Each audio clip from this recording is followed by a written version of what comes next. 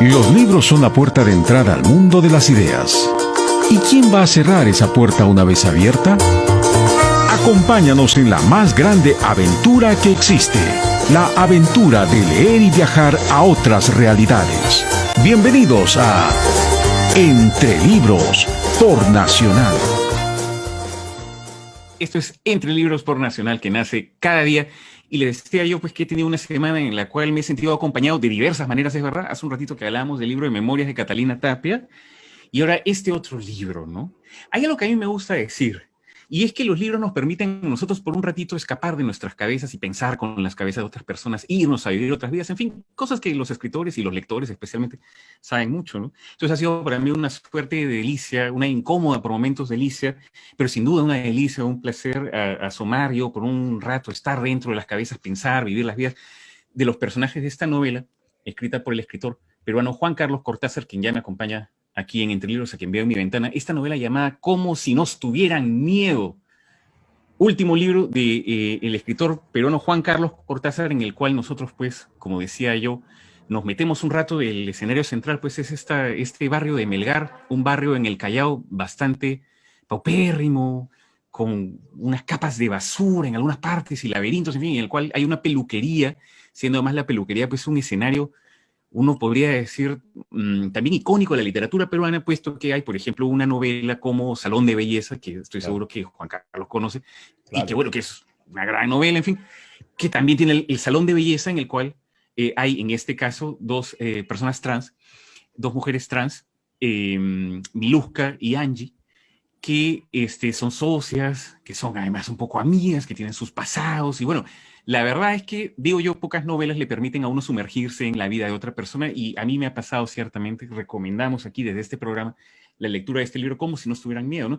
Porque en primer lugar está muy bien escrito, ¿no? Y además podemos hablar, por supuesto, del tema, porque el tema es importante, siendo que no hay una abundancia, diría yo, de personajes transexuales en la literatura peruana, o si los hay, no están retratados quizás con la vivacidad de detalles y la humanidad que uno podría encontrar en este libro. Juan Carlos, bueno, felicitaciones en primer lugar, como te decía hace un rato, pues, y gracias por estar aquí. Muchas gracias, César. Un agrado estar contigo, con tu equipo de nuevo, aquí para conversar sobre este nuevo hijo. Un hijo, pues un hijo tiene un periodo de gestación, ¿no? Entonces yo tengo entendido, y de hecho creo que lo comentamos incluso porque hace un par de años, pues, que estuviste tú hablando también acerca de tu libro de cuentos anterior, y sé que tú has hecho también y has estado involucrado con trabajo en zonas marginales en nuestro país en alguna época de tu juventud, ¿correcto? Cuando has estado trabajando con la iglesia, me parece. Entonces, hay allí una suerte de primer encuentro con este mundo de marginalidad, y además, por supuesto, aparece el interés también por las personas trans, ¿no? Quizás sería bonito ubicarnos un poquito en las coordenadas de cómo es que surge un libro como este. Bueno, el libro me tomó 4 años armarlo, escribirlo, corregir. Y nació de varias inquietudes, ¿no? Primero de una inquietud propiamente narrativa, que fue, quería hacer el ejercicio de descentrarme de una mirada y una voz, porque a fin de cuentas la escritura no es más que eso, una mirada y una voz, o voces en este caso. Quería descentrarme de una mirada y una voz que se pareciera a la mía personal, es decir, de un hombre cisgénero homo, ¿no? Y limeño. Y entonces se me ocurrió, estuve viendo opciones. El mundo trans es un mundo que ya me inquietaba hace tiempo. De hecho, tengo algunos cuentos, en El inmenso desvío hay uno y otro en un libro que publiqué en Argentina. Angie, de hecho, viene ya de esos dos cuentos anteriores, ¿no? Es un personaje que viene de ahí, que me está rondando, Qué ¿no? interesante que lo menciones tú, pues, porque a veces el trabajo de los escritores, pues, siendo un trabajo solitario, es poco conocido por los lectores, ¿no? Entonces, obviamente, algo que existe es eso que mencionas tú, que un personaje te puede estar acompañando un tiempo y de pronto aparece y toma protagonismo en una Así novela, es. ¿no? Ahora, la Angie, me imagino, de los cuentos iniciales donde aparece, también es un tanto distinta a la Angie que aparece en este libro. Más o menos. Melgar como barrio lo inventé para un cuento en El inmenso desvío, luego le di más cuerpo. Tú me preguntabas por... Sí, yo en mi juventud Primero, yo viví la guerra interna, la guerra que vivimos en el Perú entre los 16 y los 30 y tantos años. Yo me Claro, acuerdo haber leído la noticia de cuando quemaron las ánforas en Chuchi, cuando comenzó la lucha armada, claro, en y el haber inicio de los seguido todo 80. ese tiempo, claro, en el 80 con la elección. Y entonces me interesaba recuperar esa etapa de nuestra vida. Situé la novela en un año muy, muy complejo, que es el año 92. Es un año donde pasaron muchas cosas. Cerraron Claro, el autogolpe, el Tarata. autogolpe, Tarata y la caída de Abimael, además de Claro, un por montón de supuesto. masacres y cosas, ¿no? Que Entonces lo son eventos ubicé que además ahí. aparecen retratados en el libro, ¿eh? Claro, claro, porque el libro ocurre todo, digamos, en el año 92, ¿no? Y me interesaba, además, bueno, inventé un barrio que es una mezcla de un barrio donde yo hice trabajo eclesial en el Callao y otro barrio donde yo viví en el Cono Norte ya más grande, ¿no? También por militancia política y eclesial. Y inventé Melgar, ¿no? Ahí está en los mapas que dibuja Leoncio, que es un tercer personaje. Y me interesó meter todo eso. También cuando estaba armando, porque tú sabes, ¿no? Escribir es como una novela, sobre todo es como meter todo en una licuadora, ¿no? Y chocolearlo. Ocurrió que leí unas notas de Gio Infante sobre las matanzas que había cometido el MRTA y Sendero Luminoso, ¿no? Claro, Jim Porque Infante, a además veces conocido, estamos, conocido y reconocido activista, pues que falleció el que año falleció, pasado. una lamentable pérdida para el país. Y entonces quise recuperar un poco esa experiencia, inventé estos dos personajes, pero lo Claro, que más claro. me resultó desafiante fue tratar de entrar en la mirada del mundo trans, ¿no? Yo no sé si la novela sea buena o no, eso lo dirán los lectores, pero por lo menos los 4 años yo conversé con mucha gente, traté de abrir la cabeza, incluso como una persona homo tenía muchas ideas erradas o Claro, prejuicios, seguro. Claro, claro. y entonces la novela creo que, como digo, no sé si será buena, pero por lo menos a mí me ha hecho, creo, mejor Mm. persona. He Oh, crecido. y sin duda debe ser así. Y además es interesante porque, claro, un escritor también, tú dices una voz y una mirada, ¿no? Yo también creo que es un poco así. Encontrar la voz de determinados personajes, que es un poco también el poder, digamos, caracterizarlos, conocerlos por dentro. Y no es únicamente el mundo trans, ¿no? Que ya es un grado de involucramiento, digamos, para el escritor, poder escribir con comodidad dentro de un registro, sino que además es el mundo de la militancia terrorista en este año en el cual transcurre pues, la acción que es 1992, como lo decía Juan Carlos, ¿no? Entonces, bueno, sin spoilear, que es una palabra de moda, pero evidentemente dentro de la trama hay personajes que tienen un pasado de militancia senderista también con toda la locura y destrucción que eso ha significado para nuestro país y yo creo que lo hace de manera competente también la novela. O sea, es una suerte de experiencia de la mano de tres personajes, además, y diré además que técnicamente está resuelta de una manera que es desafiante, uno podría decir por momentos, para un lector, y al mismo tiempo muy sugerente y muy atractiva, ¿no? Hay esta suerte de superposición de planos que uno encuentra, no sé, en algunos libros de Mario Vargas Llosa, por ejemplo, de aparece un personaje en un párrafo y luego otro en otro párrafo, y el lector atento sentirá pues un poco la pulsión de vida, que me imagino que es lo que Juan Carlos ha querido lograr y que lo ha logrado en este libro, ¿no? Y entonces en cuanto a eso de digamos, la militancia senderista, pues porque es un tema fundamental que lo atraviesa el libro ¿no? ¿Qué era lo que te interesaba de ello? Bueno, evidentemente, pues dentro del dogmatismo y de la destrucción terrorista hay un rechazo completo pues, a las personas que se desvían de cierta norma y por supuesto las personas transexuales están incluidas, ¿no? Claro. Entonces, pero, ¿cuál era por qué Hay, esos dos hay, temas, por qué los interceptaste? yo creo que hay temas que a uno lo persiguen. A mí, Mm, puede que sea por mi historia personal, la militancia como fenómeno, como experiencia de vida. Yo viví una militancia larga y rígida cuando joven. La militancia es un tema que me persigue, yo me doy cuenta, ¿no? Por ejemplo, la anterior novela, Cuando los hijos duermen, el personaje también había tenido un pasado militante, es verdad. también en esos años, y en algunos cuentos también que he trabajado. Entonces, la experiencia militante, más allá de que sea la senderista, la religiosa, la política, la de la activista, como ahora se llama activismo, ¿no? La del activista LGTB o por los derechos humanos, Mm. es una experiencia que me interesa. Sueño alguna vez, pero todavía no me da la espalda, escribir algo es que donde abarque, donde no abarque, donde enfrente derechamente el fenómeno de la experiencia de vida militante, ¿no? Porque es una experiencia de vida muy intensa. Acá creo que me ha aproximado más que en la anterior novela o que en otros cuentos, pero creo que todavía es un proceso para largo, ¿no? Qué interesante. Bueno, ¿significa eso que estarás escribiendo algo en estos días también? Porque, digamos, estás sacando un libro cada 2 años, más o menos.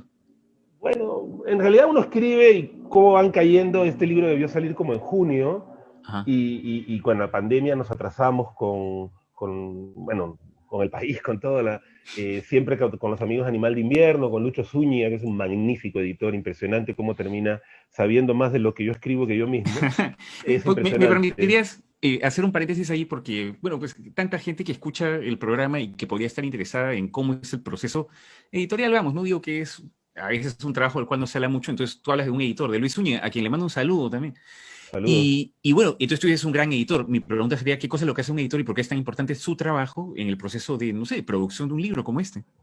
A ver, yo cuando entrego un texto a un editor es porque ya, bueno, lo trabajé, lo corregí mucho y generalmente se lo di a leer a un par de gentes que me interesan cómo escriben, que me gusta, que su escritura sea un desafío para mí, Mm, ¿no?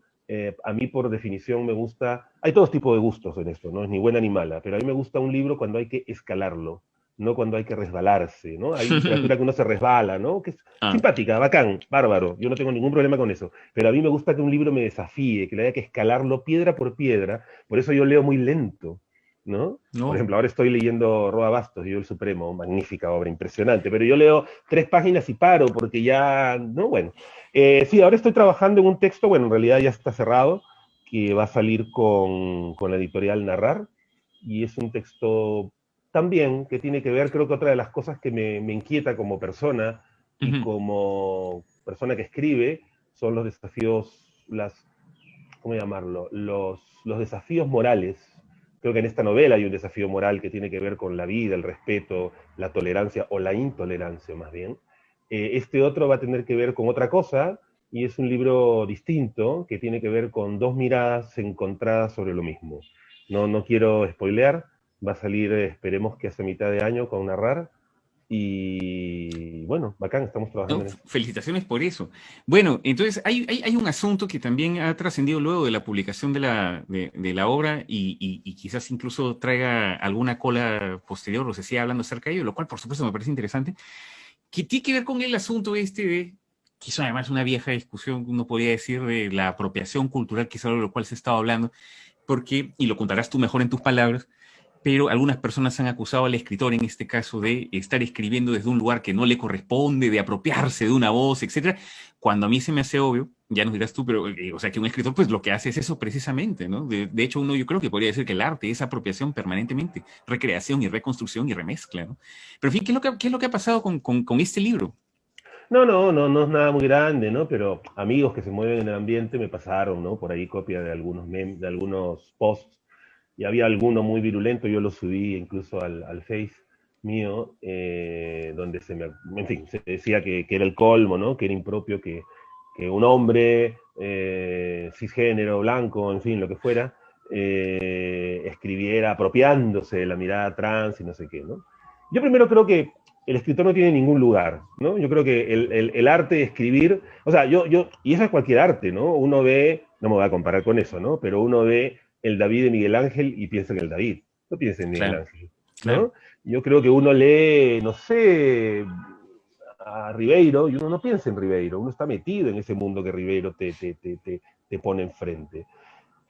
Por otro lado, yo creo que a mí lo que me complica, y por eso lo subí, cada cual puede tener la opinión que quiera, puede que, evidentemente, yo incluso en los agradecimientos al final del libro me disculpo, ¿no? Porque probablemente no soy capaz de reflejar toda la riqueza, la complejidad y la vivacidad de la mirada y la experiencia eh, trans. He tratado de Claro. aproximarme de la forma más creativa y respetuosa, conversé con mucha gente, bueno, no sé si mucha, pero con alguna gente traté de meter, me fui a peluquerías, las di, hablé con gente que está trans, que está en la política, que está en el arte, me enseñaron un montón de cosas que no tenía la más perra idea, me abrieron la cabeza, por eso digo que me siento mejor persona. Qué bonito. ¿Y Ahora, nos darías perdón, un ejemplo de ello? O sea, creo que es interesante hablar de, uno siempre tiene ideas, digamos, es incluso natural, uno podría decir tener prejuicios, es decir, juicios previos, ¿no? Al no conocer. ¿Qué dirías no, tú que no, no, encontraste? no sé, que los descubran los lectores si se puede, pero básicamente es este fluir, ¿no? Es este fluir, porque una cosa es se habla de la diversidad, ya, yo soy una persona homo, y entonces hay diversidad, pero con el mundo trans te plantea un desafío mucho más duro, mucho más de fondo, que es cuando tienes una identidad que no puedes meter en dos cajitas, ¿no? Que no puedes clasificar, que te enfrenta. Por ejemplo, yo no tenía conciencia, ¿no? Cuando a una persona trans le preguntan, bueno, ¿y tú qué eres? ¿No? Eso es una agresión como que te pasa en un camión, ¿no? Porque a fin de cuentas están preguntando, o sea, ¿qué eres? ¿Qué tienes entre las piernas? ¿Qué haces? Y la verdad que si yo, no sé, te preguntara a ti con tu pareja, ¿no? Oye, ¿y usted? ¿No? La verdad que tú dirías, oye, ¿a ti qué te importa? ¿No? Claro. Entonces yo creo que las personas trans, por ejemplo, viven esa violencia cotidianamente. Ahora, a mí lo que me complica de este tipo de reacciones es que lo que buscan es, de alguna forma, amedrentar, cancelar, ¿no? No tiene ningún impacto, ¿no? Pero es como una suerte de cancelación preventiva, digamos, ¿no? Ya vas a ver lo que va a pasar, además, porque el meme terminaba ahí, ¿no? Que era la misma actitud de los que criticaban La Carátula, que es una obra maravillosa de la imagen de Melgar es de Javi Vargas Sotomayor, se llama La Mari Anito. Y, claro. Y la el tapa, barrio es Melgar, donde transcurre claro, pues, la acción. por eso ¿No? travestimos a Melgar, y la tapa completa también obra de Carlos Ñáñez. Y se quejaban, ¿no? De que qué barbaridad, qué falta de respeto con un héroe nacional, porque, bueno, y nadie se queja cuando vemos a Micaela Bastidas convertida en una blanca más blanca que Felipe II, nadie se queja de que evidentemente eso no responde a la realidad de Micaela Bastidas, ¿no? Claro. Además, pero a mí claro, me parece... pero travestir es una ofensa. ¿Por qué? Es una forma de apropiación también, de Por supuesto. apropiarte de... o sea, el caso de apropiación cultural más grande, conocido y público del Perú es el Señor de los Milagros, pues es un Cristo con color de esclavo, pintado por esclavos, ¿no? Es verdad, es verdad. Entonces, no me vengas, es una apropiación también. No, ya lo creo. Además, sería ya pues una discusión de nunca acabar y un tanto absurda porque iría reduciendo paulatinamente Además, el papel del creador. O sea, solamente podrías escribir acerca de las cosas que tú conoces de primera mano y entonces reduciría pues el escritor a un copista de, en fin, de sus experiencias personales. Además, no tendría sentido. tendríamos una lista de apropiadores además increíble, comenzando por Homero, que se le ocurrió escribir la mitad de la Ilíada desde el punto de vista de los troyanos, cuando él era un cochino griego colonialista, o Ribeiro, por ejemplo, con un cuento que para mí es uno de los mejores cuentos homoeróticos que hay en la literatura peruana, que es Ribeiro con Terra Incógnita, o Vargas Llosa con Historia de Maita, o el que tú acabas de mencionar, que para mí es una joya, Salón de Belleza de Belatín. Hace un par de años leí una obra maravillosa que habla de la vinculación homoerótica entre un hombre mayor y un hombre joven, de Rafael Chirves, Palís Austerlitz. Yo no tengo idea si Chirves es homosexual, heterosexual, marciano, si tiene la piel o se murió con lunares azules. No me importa, a mí me importa la obra. Por supuesto, por supuesto. Eso va a ser siempre lo central. De hecho, el deseo pues, del autor es que la obra esté un poco por encima de él y alejada de él, ¿no? Es un artefacto que al mundo va y el mundo pues lo recibirá. Y yo espero que el mundo y el Perú reciba este libro como se merece porque, como decíamos, pues, personajes con momentos entrañables, incluso diré, como es estas dos mujeres transexuales que nos presenta Juan Carlos en el libro, Angie y Miluska, raramente se encuentran en nuestras letras, ¿eh? Así que una buena lectura recomendada por este programa es precisamente este libro, Como si nos tuvieran miedo, del escritor Juan Carlos Cortázar. Ha sido un gusto, Juan Carlos, poder conversar un ratito aquí en Entre Libros. Un gusto enorme, César. Gracias por tu apoyo y gracias por tu programa. La verdad que uno se entera de un montón de libros y cosas que pasan gracias a él. Así que gracias a ti y a tu equipo. Muy bien. Ojalá podamos conversar pues nuevamente, más tridimensionalmente, si cabe. Pues a ver, vamos a tener algunos días de semana de encierro. Que esté muy bien. Nos vemos. Gracias. Chao. Y así es como se termina un programa llamado Entre Libros. Gracias por haber estado escuchando. Espero que hayas tenido algún material para sobrevivir los próximos 7 días, algo que te sirva para volar, para imaginar. Espero que estés muy bien tú, especialmente, y toda la gente a tu alrededor en estas épocas en las cuales se necesita de consuelo, de alguna palabra, de inteligencia, de nuevas ideas. Creo que recurrir a los libros, no solamente a las ficciones, sino en general a todas las personas que han tenido la paciencia, el amor, la generosidad para sus ideas, ponerlas en palabras, creo que es un buen indicador de que vale la pena seguir esa persona, y quizás entre todas esas ideas a las cuales nos expongamos encontraremos algunas que nos permitirán completar este enorme rompecabezas en el cual todos nosotros transitamos día a día, ¿no? Los libros creo que son piezas indispensables para poder vivir bien.